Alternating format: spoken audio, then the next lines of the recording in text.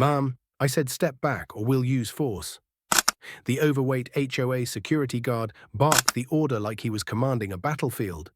His polo shirt strained over a vest that had never seen combat, and his hand hovered near a department store stun gun, holstered like it was a sidearm. My wife didn't flinch. She stood dead center in the middle of the quiet mountain road, arms crossed, boots planted. Calm, unshaken, calculating. She had only stepped out to ask why a group of self-proclaimed HOA emergency patrol was blocking cabin access with their mobile checkpoint.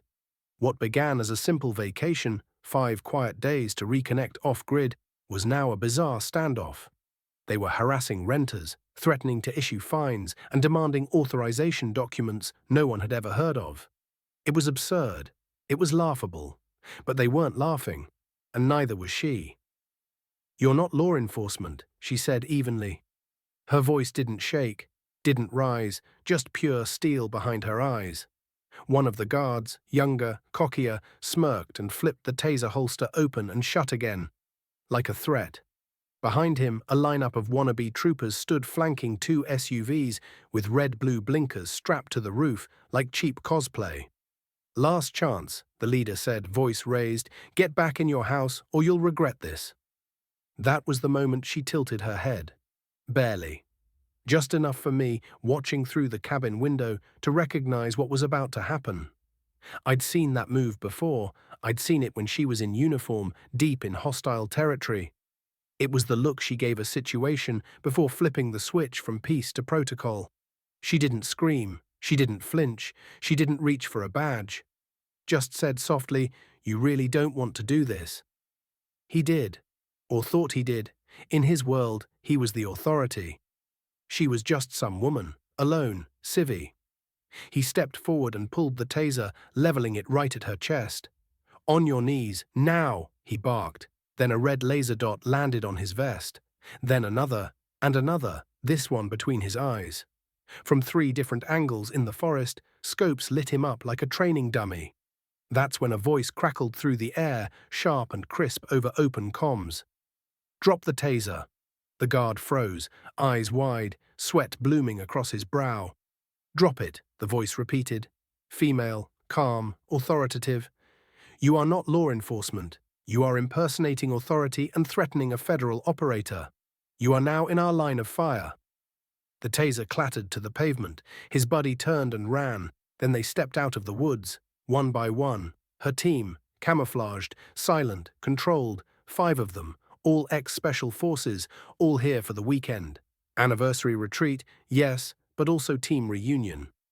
The rest of the HOA crew stepped back fast, hands raised, mouths moving but no sound coming out. One of them whispered, "What the hell is going on?" She took 1 step forward. "Let me make this simple," she said. "You're impersonating officers. You pulled a weapon on a decorated combat veteran. Your weekend renter badge just became a federal offense."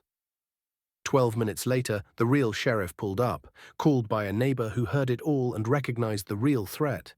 The HOA cops tried to talk tough, claimed she'd attacked first, said she escalated. But by then, her body cam footage had already been reviewed. Witnesses had spoken, and the sheriff watched with his own eyes as one of her teammates casually adjusted the scope on a still-pointed rifle and said, "This is what restraint looks like." They were cuffed on the spot, charges filed, and our mountain getaway resumed without further incident. That night, back inside the cabin, as the fireplace crackled and Max, the team medic, cooked steak on cast iron, I looked across the room at my wife. She sat beside the window, silent. Not triumphant, just steady. "You were just going to ask them to move," I said. She nodded slowly, her hands wrapped around a cup of coffee. "That's all it had to be," she said, "until they made it something else." And the truth is, they never knew. They never knew she served 3 combat tours and led extractions under fire. They never knew she taught field protocol to counterintelligence units.